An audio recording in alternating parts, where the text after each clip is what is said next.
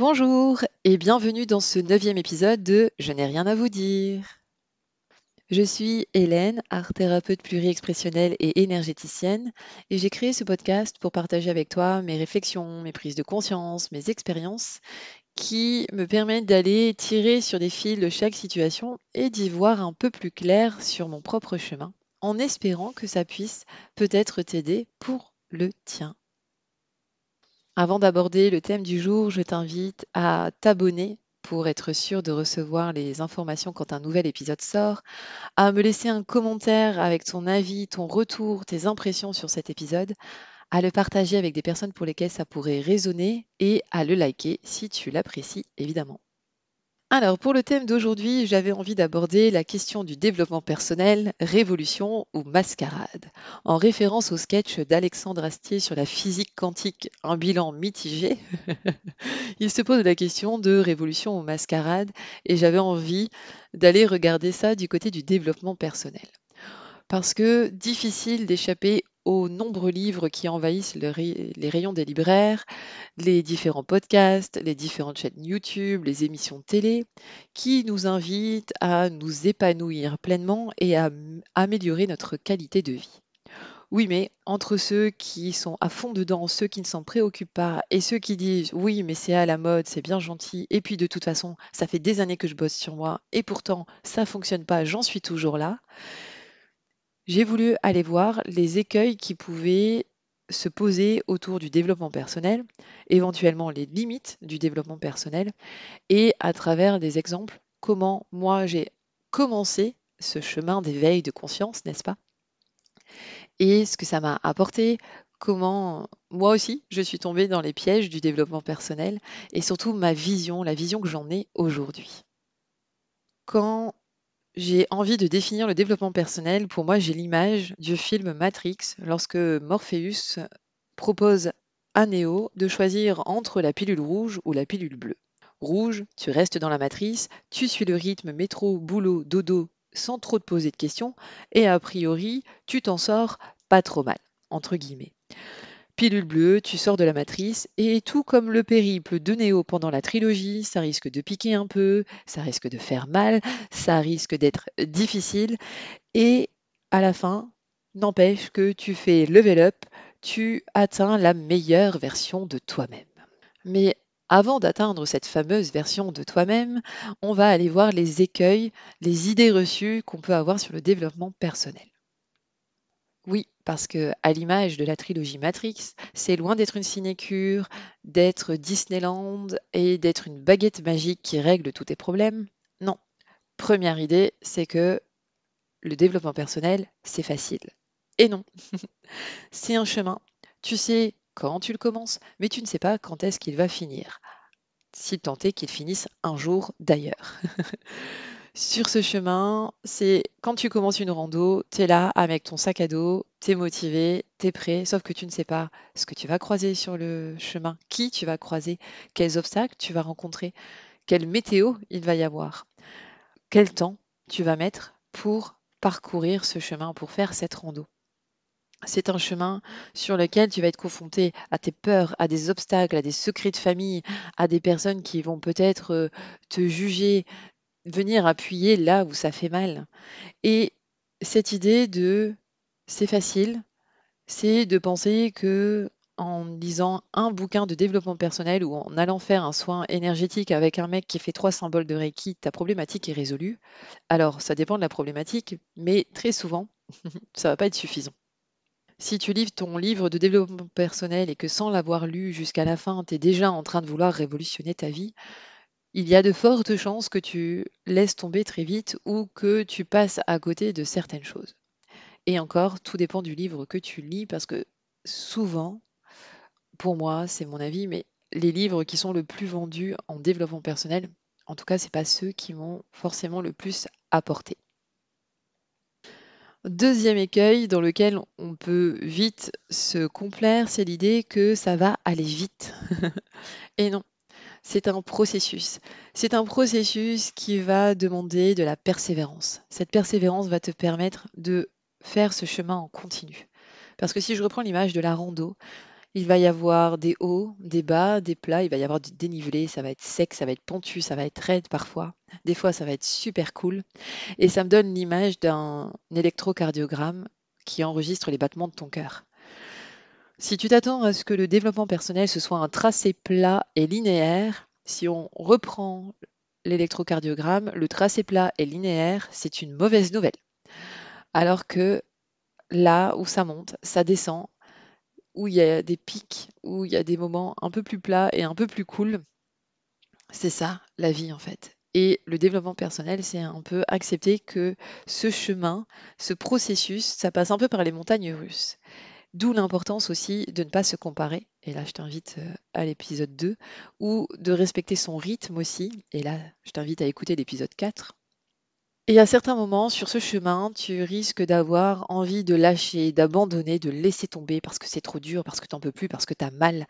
Oui, mais souvent, c'est dans ces moments où tu as l'impression que t'en peux plus et que tu peux plus avancer, que c'est là que la transformation est en train de se passer. Et si on reprend l'idée de la physique quantique, c'est là où tu vas faire un bond quantique. Et il y a cette idée que si le chemin est rapide, facile, c'est perdre de vue l'idée que pour grandir, tu as besoin de challenge. Dans ta vie, tu rencontres autant de personnes qui vont venir te soutenir que de personnes qui vont venir te challenger dans tes projets, dans ton système de valeurs, dans tes rêves, dans tes fonctionnements. Bien sûr qu'on a besoin de soutien, mais si tu regardes dans ta vie, c'est les personnes, les situations, les moments où on est venu te challenger, où tu as rencontré quelque chose qui venait, toi, te faire changer de perspective, te questionner. C'est dans ces moments-là, en général, que tu avances. Si tu ne sors jamais de ta zone de confort, si tu ne viens pas être challengé, non, tu restes là où tu es en fait. Je vais reprendre mes cours d'enseignement avec pour idée que si tu laisses un élève dans sa zone de confort avec des exercices qu'il connaît par cœur qui sont trop faciles pour lui, il ne va rien apprendre. À l'inverse, l'autre extrême, c'est si tu lui donnes des exercices pour lesquels il n'a pas encore les compétences qui sont trop difficiles pour lui, tu le mets en situation d'échec. Pour le faire progresser, pour lui faire acquérir et développer de nouvelles compétences, le but, c'est de trouver cette zone où il va pouvoir apprendre de nouvelles choses en mettant en place des connaissances qu'il a déjà pour aller consolider des acquis et en apprendre de nouveaux et les consolider au fur et à mesure. Cette zone de développement où là, tu as un petit défi, un challenge, et tu vas aller chercher les ressources pour faire face à ce challenge, à ce défi. Autre point de vue auquel j'ai été confrontée et qui n'a pas forcément été toujours facile, c'était l'idée que j'étais égoïste.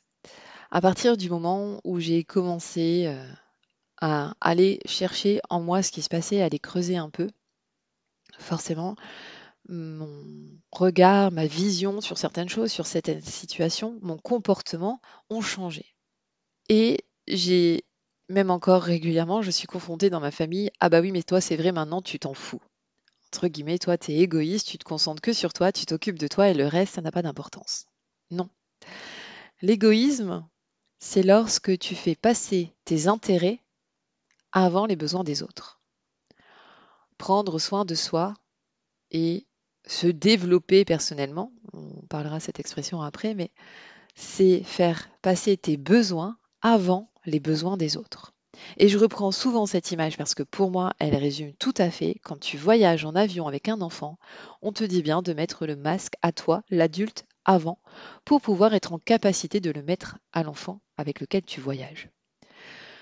Comment tu peux prétendre prendre soin des autres si toi-même, tu n'as pas les ressources pour prendre soin des autres, si tu ne prends pas soin de toi? Comment partager un bon repas avec tes proches si tu n'es pas en capacité de le cuisiner, ce bon repas, et de le préparer? Si ta coupe est vide, comment tu peux servir à boire aux personnes avec lesquelles tu es? Et ça vaut dans tous les domaines de ta vie, que tu sois parent, ce soit au travail, que ce soit en tant que thérapeute, en tant qu'ami. Tu es le personnage principal de ton histoire. Les autres, ce sont des personnages secondaires. Ça ne veut pas dire que tu t'en fous, que ça n'a pas d'importance, que tu ne t'occupes pas d'eux. Ça veut juste dire que pour pouvoir interagir et être bien avec les personnages secondaires de mon histoire, moi, en tant que personnage principal, j'ai besoin d'aller bien. Tu es la seule personne avec laquelle tu commences l'histoire et avec laquelle tu finiras. Du début jusqu'à la fin, le seul personnage qui est là du début jusqu'à la fin de ton histoire, c'est toi. Donc ça ne veut pas dire être égoïste, ça ne veut pas dire ne pas s'intéresser à ce qui se passe autour de soi et aux autres. Ça veut juste dire, là, moi, je privilégie mes besoins et une fois que je suis ressourcée, que je suis bien, je peux prendre soin des autres et être bien avec les autres. Donc en fait, c'est un cadeau que tu te fais dont ton entourage va pouvoir bénéficier. Et en disant ça, je suis en train de penser à lorsque j'ai fait mon week-end de coaching à Paris. À un moment, le vidéoprojecteur se met en veille, puisque ça faisait un temps qu'on ne l'avait pas utilisé. Et il y avait cette phrase Time to do your part into saving the planet. Oui, en exclusivité, je t'offre mon accent anglais dans cet épisode. C'est justement ces cadeaux, profites-en. Donc c'était c'est le moment de faire ta part hein, pour sauver la planète. Et cette phrase, je l'ai trouvée super intéressante dans le contexte dans lequel on était. Et justement, le coach voit cette phrase aussi et nous interpelle en disant bah tiens, cette phrase ne pourrait pas être plus juste que dans la situation actuelle. Nous étions 20 personnes avec l'intention de venir assainir des relations, de venir, on va dire, avoir un autre regard sur une problématique, aller supprimer des jugements qu'on pouvait avoir sur les autres et qui entachaient des relations. Moi, je le vois dans ma propre expérience. Au cours de ce week-end, j'ai pu assainir la relation avec mes parents, avec mes deux parents. Alors certes, ça a certainement été permis parce que j'en étais peut-être à la 40e couche et que j'ai pu encore aller nettoyer un petit peu plus, assainir encore un peu plus ces relations. Mais n'empêche que la relation, notamment avec ma maman, c'est beaucoup plus apaisé, elle est beaucoup plus fluide, elle est beaucoup plus facile à vivre pour moi. Peut-être pour elle, ça je ne sais pas, c'est elle qui devrait le dire, mais en tout cas pour moi, en me permettant d'aller voir en moi ce qui se passait, de m'accorder du temps et de prendre soin de moi, ça bénéficie dans ma vie de tous les jours, dans la relation avec ma mère. Donc cette idée qu'on peut être égoïste, non. L'égoïsme, c'est quand on fait passer ses intérêts avant les besoins des autres. S'occuper de soi, prendre soin de soi, être à son écoute, c'est faire passer ses besoins avant ceux des autres. Mes besoins comptent aussi. Surtout en plus dans une société où on nous demande beaucoup de faire pour les autres, d'être présent, d'être dans la production, d'être très efficace tout le temps en permanence et que ça aille vite. Apprendre à s'écouter et à dire là j'ai besoin de dormir, là j'ai besoin de repos, là j'ai besoin d'aller courir, j'ai besoin de prendre l'air, ou là j'ai besoin d'aller voir des amis parce que j'ai besoin de rire, c'est pas de l'égoïsme, c'est te mettre au centre de ta propre histoire. Le cinquième écueil, c'est de croire que c'est un remède miracle, cette potion magique, cette baguette magique qui va tout résoudre d'un claquement de doigts. Je peux le voir lors de mes accompagnements, les personnes viennent te voir et attendent de toi que tu règles le problème. Non, je ne vais pas régler le problème. Par contre, je vais t'accompagner à trouver la solution. Voir pourquoi ton voyant s'est mis au rouge. Et non seulement on va faire en sorte de le mettre au vert, mais surtout de comprendre pourquoi il s'est mis au rouge initialement, pour qu'il ne se mette plus au rouge et qu'il reste au vert. Donc, croire que le développement personnel va tout régler d'un claquement de doigts, non, c'est un moyen, c'est un outil. Et comme beaucoup de choses, ça dépend de ce que tu en fais.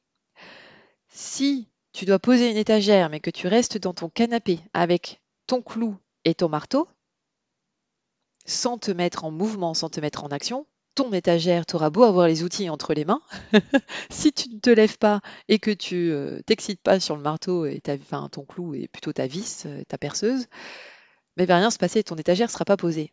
Dans le développement personnel, c'est pareil.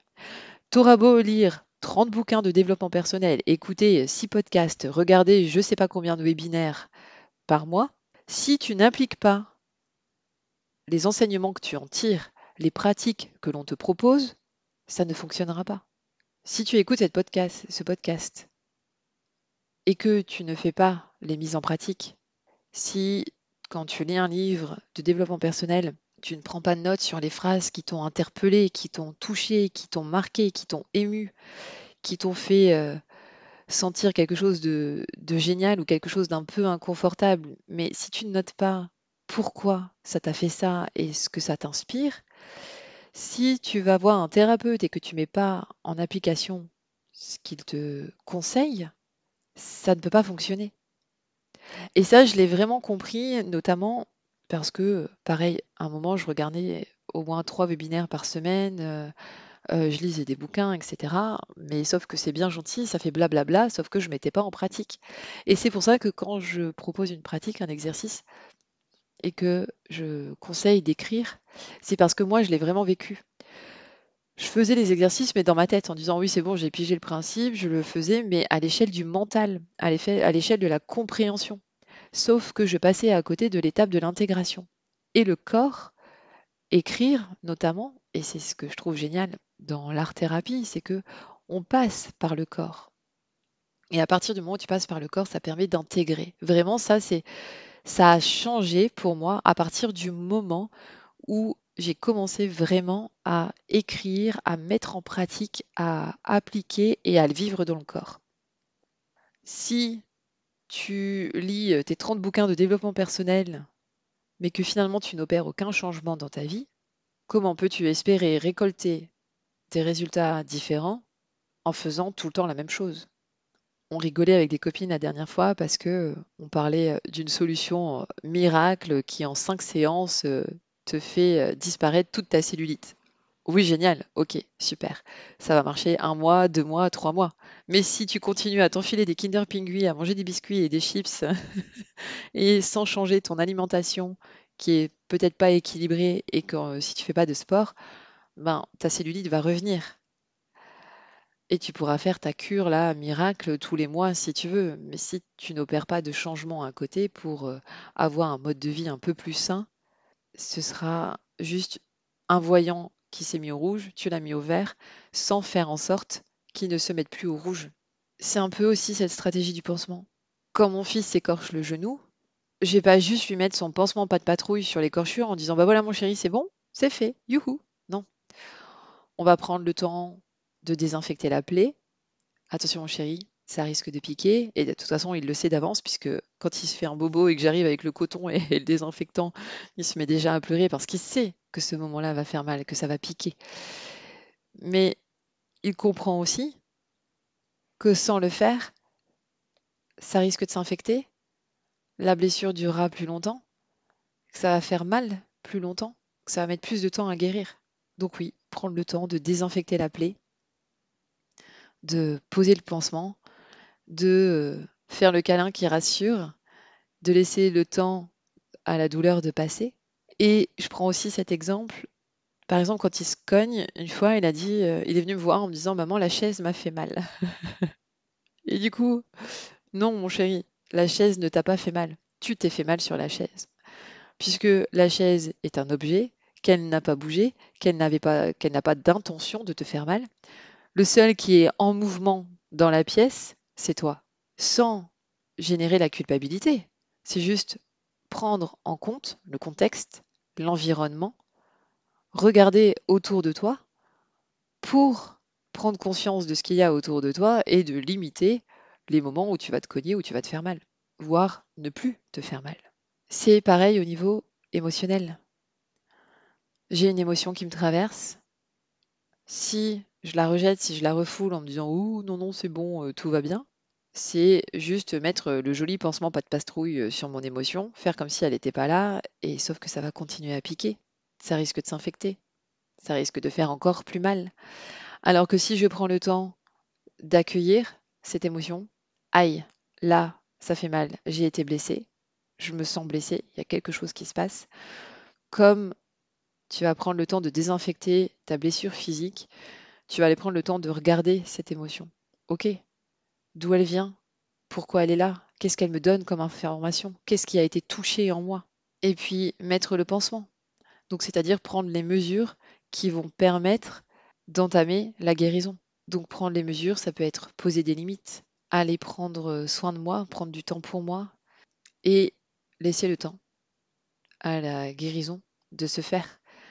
Si je reprends l'exemple de mon fils et de son écorchure, en général, les jours suivants, tous les jours, il va regarder et il va me dire: «Regarde maman», et on inspecte là où en est son bleu ou son écorchure. Donc là, c'est un peu moins rouge. Ah bah tiens, on la voit un peu moins. Ah bah le bleu a changé de couleur. Ah bah tiens, il y a un peu moins de croûte. Donc voilà, laisser le temps faire, que ce soit une blessure physique ou une blessure émotionnelle. Si j'ai une fracture ouverte et que je mets juste mon pansement pas de patrouille, alors qu'en fait, il faudrait que j'appelle quelqu'un, que je demande de l'aide et que les mesures que je mets en place ne sont pas en adéquation avec la problématique de départ, ça ne va rien changer, peut-être même empirer. Donc, adapter les mesures à la problématique de départ, mettre en place les changements nécessaires pour que ça évolue et se mettre en action et en mouvement, c'est ce qui permet au développement personnel d'obtenir des résultats. Mais c'est dans plein de domaines de la vie. Si tu es célibataire et que tu souhaites rencontrer quelqu'un, mais que tu restes chez toi sans sortir, sans t'inscrire sur un site de rencontre ou sur une appli, il n'y a personne qui va venir sonner à ta porte en disant «Youhou, c'est moi, le compagnon ou la compagne de tes rêves». Pour un boulot, c'est pareil. Si tu veux un boulot, sans aller faire, sans t'inscrire à Pôle emploi, sans lancer des CV, sans en parler autour de toi et aller à la rencontre, à la recherche d'opportunités, il n'y a personne qui va venir t'apporter le job de tes rêves à ta porte. Si tu veux un logement plus grand avec un extérieur dans un secteur un peu plus calme, plus sympa, qui te correspond plus, sans faire le tour des agences, sans parcourir les annonces, personne va venir te donner les clés de ce logement idéal pour toi.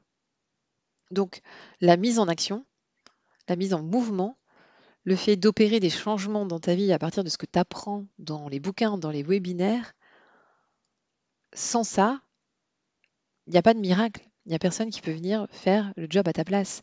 S'il y a deux personnes qui ont le même projet, le même rêve, et qu'il y en a une des deux qui les réalise, c'est pas parce que cette personne a quelque chose en plus par rapport à l'autre. C'est juste qu'il y en a une des deux qui s'est mise en action.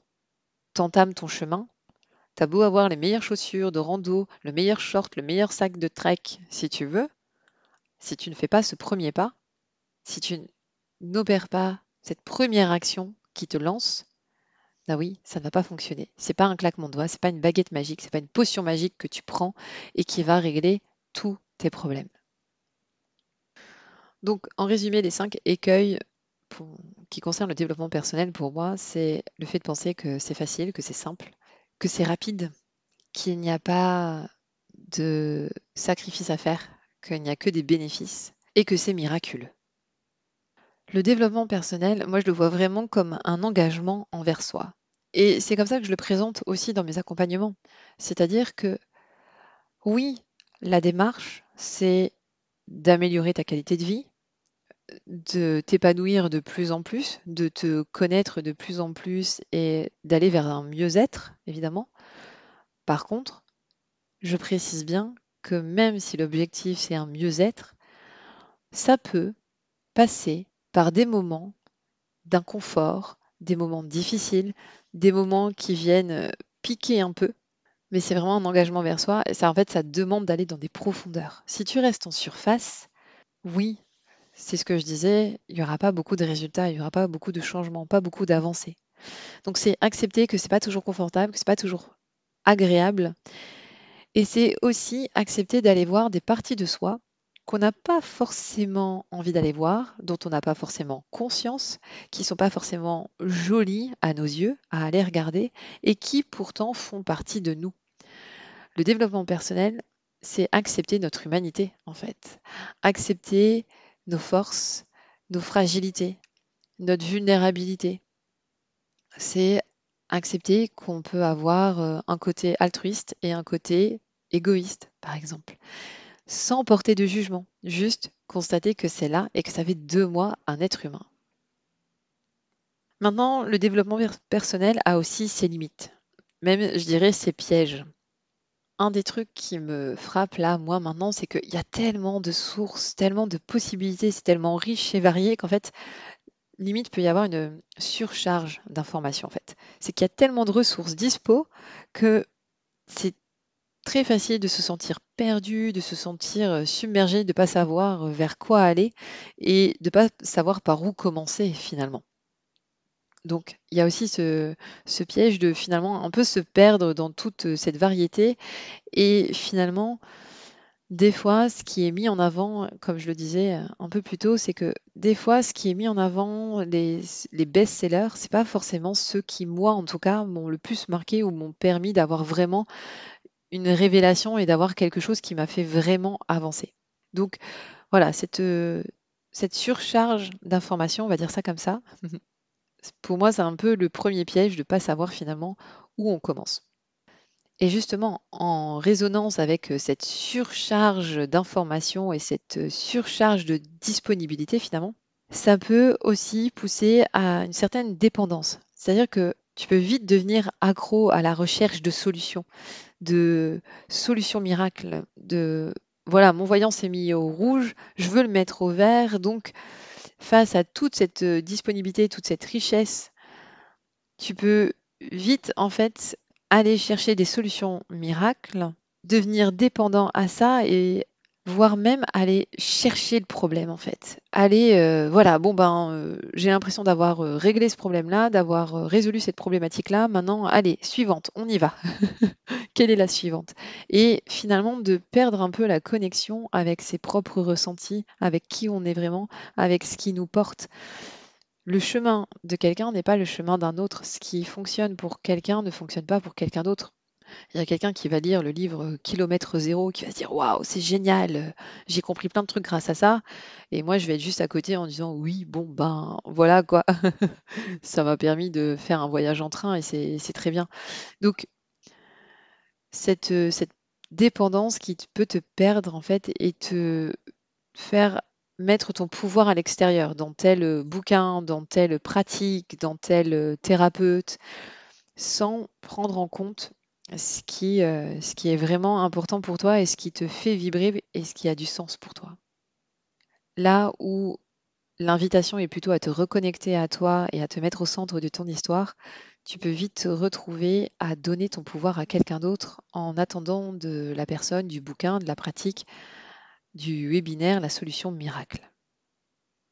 Et de ces solutions miracles que tu attends de l'extérieur, tu peux peut-être avoir finalement te rendre compte que tu vas être frustré, mécontent, voire finalement là où c'est censé t'apporter un peu plus de confiance et d'estime en toi, ça va peut-être être l'inverse qui se produit parce que tes attentes, tes objectifs vont peut-être être irréalistes en fait.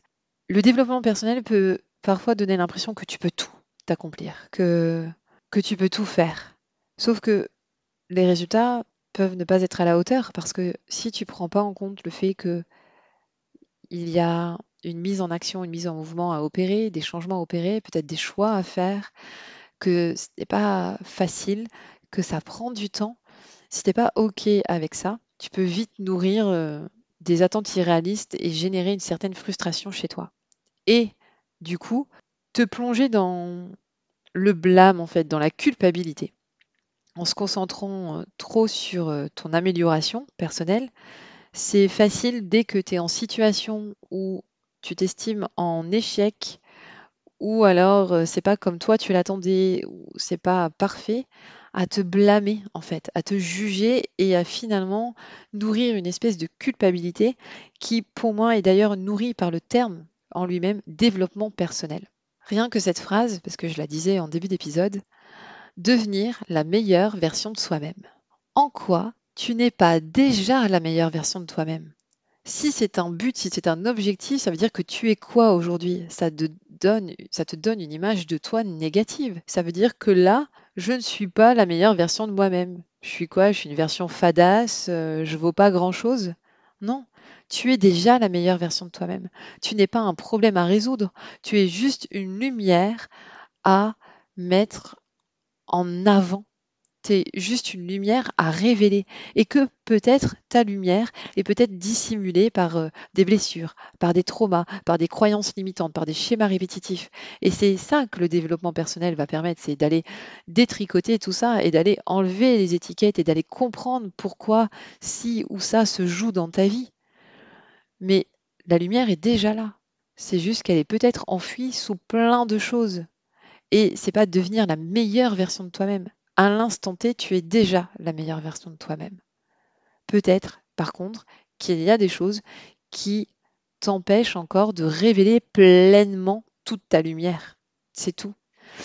Cette quête de l'amélioration constante, ça peut, et moi je l'ai vécu, je me suis retrouvée dans des situations où je me jugeais en me disant: «Ah non, pas encore ça. Ah, j'en suis encore là. Ah, j'avance pas. Ah, nanani et gna gna gna» et du coup, à me juger, à me faire plus de mal qu'autre chose. Un autre piège aussi, ça peut être, l'isolement et peut-être même, un individualisme exacerbé. Parce qu'en fait, se concentrer sur soi, c'est bien, puisque tu prends en compte tes besoins et tu les privilégies. Comme je disais tout à l'heure, pour autant, ça ne veut pas dire négliger les besoins des autres et les relations avec les autres. Il y a aussi ce truc avec le développement personnel, quand tu commences un chemin d'éveil de conscience, c'est que tu peux avoir à un moment donné un regard sur les autres très jugeant en disant: «Oui, mais moi, je m'occupe de moi, je prends soin de moi, je fais ce qu'il faut pour évoluer» et regarder ton entourage et dire: «Ben, en fait, eux, ils ne font rien» et avoir ce regard très jugeant et donc là, on tombe dans l'ego spirituel finalement puisque c'est l'ego qui juge. Sauf que puisque tu te considères comme un être spirituel parce que toi, tu te prends en charge et que toi, tu fais ce qu'il faut pour t'améliorer et devenir la meilleure version de toi-même, tu peux avoir ce regard extrêmement critique sur les autres parce que tu estimes que eux ne font pas ce qu'il faut. Sauf que tu n'es pas forcément un être plus spirituel que le voisin. Être spirituel, ça ne veut pas dire regardez-moi, voilà ce que je fais et voilà ce que je mets en place. Non, tu le fais, tu évolues sans aller regarder les autres en les jugeant.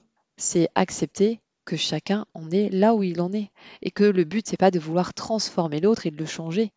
Ton chemin n'est pas celui du voisin ou de ton conjoint ou de ton oncle ou de ton frère ou de ta sœur.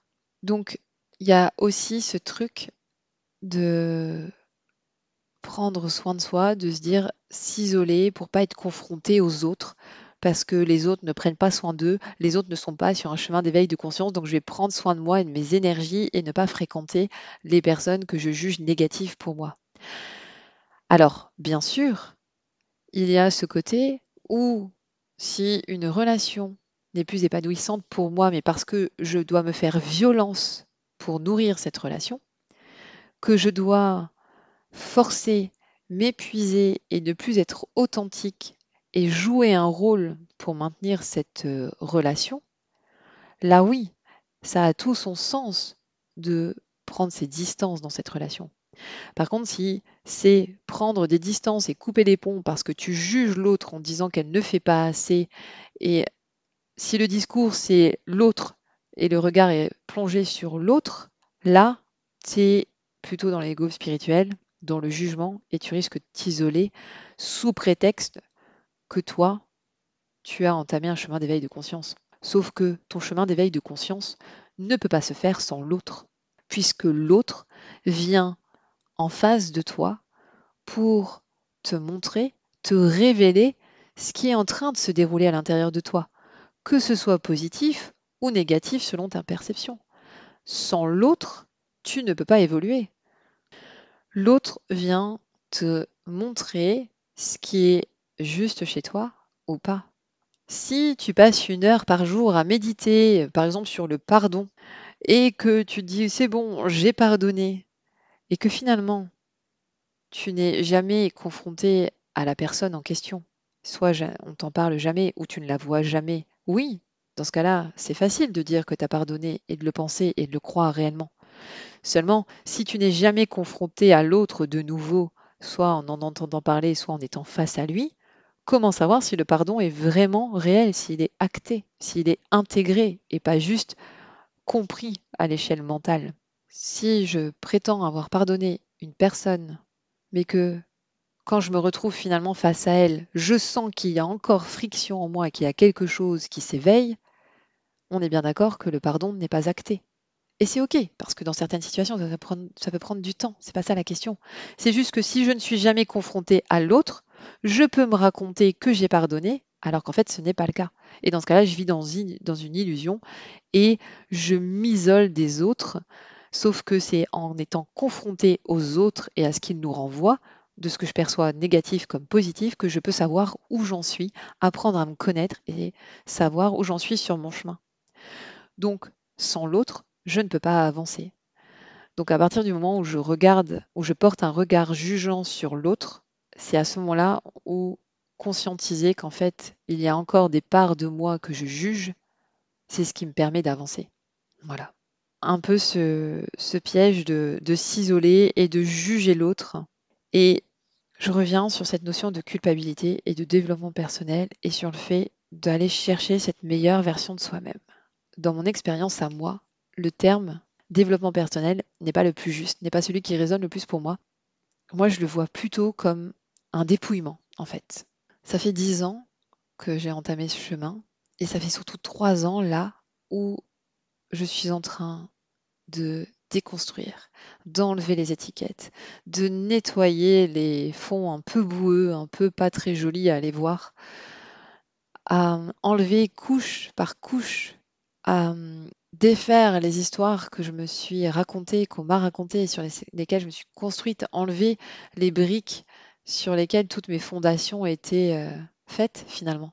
Moi, j'ai plus l'impression d'aller enlever des choses, de m'alléger en fait, d'aller enlever des choses qui ne m'appartiennent pas, qui ne m'appartiennent plus, qui ne m'ont jamais appartenu, d'aller enlever ces vêtements-là qui ne sont plus adéquats, de muer en fait, de m'alléger, de changer, de déposer les armures et les poids pour me permettre d'aller à ma rencontre, de voir qui je suis à l'intérieur de moi en fait.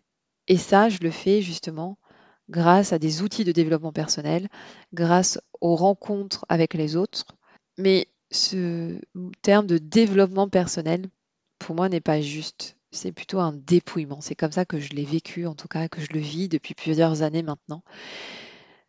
D'aller enlever là tous ces apparats, tous ces masques, toutes ces étiquettes, toutes ces histoires, tous ces trucs-là qui m'encombrent finalement pour juste aller m'alléger et me révéler sans tout ça là. Donc voilà, mon point de vue sur le terme développement personnel, qui pour moi s'apparente plus à un dépouillement personnel. Donc, révolution ou mascarade, à toi de voir selon ta propre expérience, selon ton propre avis, évidemment. Pour moi, c'est comme tout, c'est un outil et en fait, on en fait ce qu'on en veut. À nous de trouver notre façon la plus juste de l'utiliser, de se mettre en action et de se mettre en mouvement avec l'outil que l'on nous présente. Libre à nous de s'en saisir ou pas. Parce que le développement personnel, c'est avant tout un choix que l'on fait plus ou moins consciemment. Parce que vraiment, quand j'ai commencé, je ne savais pas du tout dans quoi je me lançais, sur quoi je m'engageais. Mais à partir du moment où j'ai réalisé tous les bienfaits que ça avait pour moi, même si bien sûr il y a des moments où ça pique sévère, je choisis d'avancer sur ce chemin, je choisis de me faire accompagner par des thérapeutes, je choisis tel outil, telle méthode, et je ne serais pas la personne que je suis aujourd'hui sans tout ça. Donc, c'est vraiment un choix que chacun fait et un choix qui nous est personnel, qui nous est propre. On ne peut pas le choisir pour les autres. Accepter que c'est son propre chemin, que c'est nous le personnage principal de notre histoire et que c'est nos choix à faire et que les personnages secondaires de notre histoire ont leur propre choix à faire. Bien sûr qu'on peut leur conseiller certains outils, un bouquin, un podcast, un webinaire, une vidéo YouTube, bien sûr, un thérapeute, tout ça. Seulement, la personne fera le choix ou pas, comme toi, tu fais ton choix ou pas de te servir de ces outils. Voilà. Donc, pas de mise en pratique dans cet épisode. Je t'invite à prendre le bouquin que tu lis actuellement, même si ce n'est pas un livre de développement personnel d'ailleurs, mais d'aller tirer des phrases qui te touche, qui t'interpelle, si tu as un thérapeute, si tu as écouté ces podcasts et dans les différents épisodes, s'il y a une mise en pratique qui t'a appelé, mais que tu n'as pas encore mise en place, je t'invite à le faire. Voilà. Et pour cette fin d'épisode, je n'ai rien d'autre à te dire, à part que tu es déjà la meilleure version de toi-même. Allez, à la semaine prochaine.